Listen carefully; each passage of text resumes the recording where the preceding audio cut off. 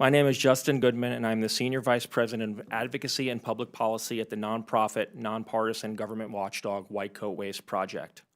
White Coat Waste has one mission: to stop taxpayers from being forced to pay for cruel, wasteful, inefficient, and dangerous animal experiments in labs around the world. Lab survivors Nellie, Beasley, and Oliver, sitting behind me, are three of the many reasons why. Many people don't realize that the U.S. government is not only the single largest funder of animal testing in the country, but in the world. Uncle Sam outspends the private sector on animal testing 2-to-1. This isn't something to be proud of. Over 20 years ago, the NIH budget doubled and animal testing skyrocketed, but overall, people aren't healthier or living longer. It is estimated that over $20 billion a year of taxpayers' money is still wasted annually on ineffective and inhumane tests on tens of millions of puppies, kittens, and other animals. Am I being flippant when I use the word waste?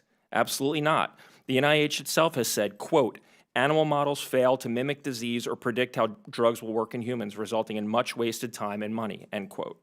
Yet agencies continue to dump billions of tax dollars into animal tests despite the horrible return on investment.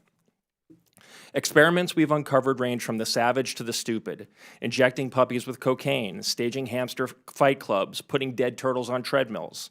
One of the reasons this problem has gotten so out of control is a stunning lack of innovation, transparency, and accountability. Agencies do not report or even track, in some cases, how much money is being spent, how many animals are used, what's being done to them, where, and what taxpayers are getting out of it. We file hundreds of FOIA requests every year to glean just basic information. When we can find out how tax dollars are being spent, it becomes apparent why federal agencies fight against disclosing details. For example, Senator Rand Paul's December 2024 Festivus report highlighted cruel taxpayer-funded cat experiments exposed by my organization. In one $10 million DARPA grant, cats have marbles shoved up their rectums and are electroshocked to make them defecate in constipation experiments.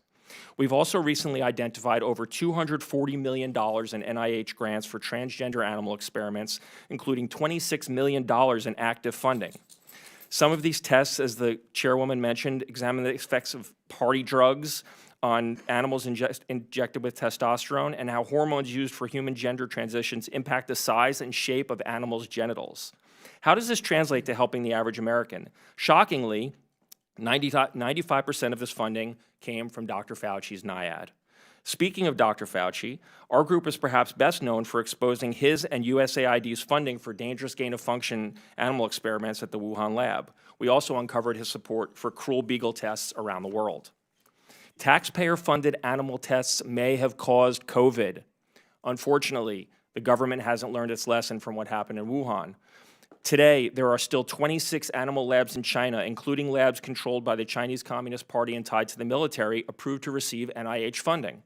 This isn't just a misuse of taxpayer dollars, but presents a national security threat.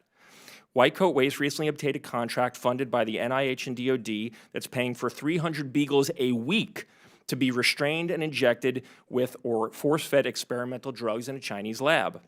The reason they chose beagles like Nellie, Oliver, and Beasley, the contract states, and I quote, "Beagle dogs are docile, cute, and easy to domesticate, so it has been the best choice," end quote. Not because it's effective, but because it's easy. This issue extends beyond China. 344 animal labs in 52 foreign countries are approved currently to receive NIH funding. GAO audits prompted by White Coat Waste have found that NIH shipped billions to foreign animal labs with essentially no oversight, that the NIH has never visited a foreign animal lab in over 40 years of overseeing research, and that some foreign spending isn't even tracked. This is how some spending in Wuhan went undisclosed. And no surprise, Dr. Fauci's division of NIH is responsible for 95% of the foreign aid. Continuing to send tax dollars to an authoritarian adversary's animal labs is a recipe for disaster. With Chairwoman Mace's leadership, we've been able to halt plans for wasteful and cruel testing on dogs and cats and other Fauci-funded labs. These tests have never should have been approved in the first place and were only deemed unnecessary after we exposed them. Our campaigns and legislative work with the chairwoman, Reps Boebert, Kano, Luna, and many others exposed and shuttered waste like the government's largest cat lab that was feeding kittens kitten meat from Chinese wet markets. Yes, that's true. That was a cannibalism experiment. Eliminating VA testing on dogs and cats and ending nicotine tests on monkeys at the FDA. But there's much more work to be done. Taxpayers shouldn't be forced to pay billions of dollars every year for outdated, cruel, and potentially dangerous animal experiments, especially when most people oppose them. We're excited to work with you, DOJ, the administration, and others to continue cutting wasteful spending on animal experiments.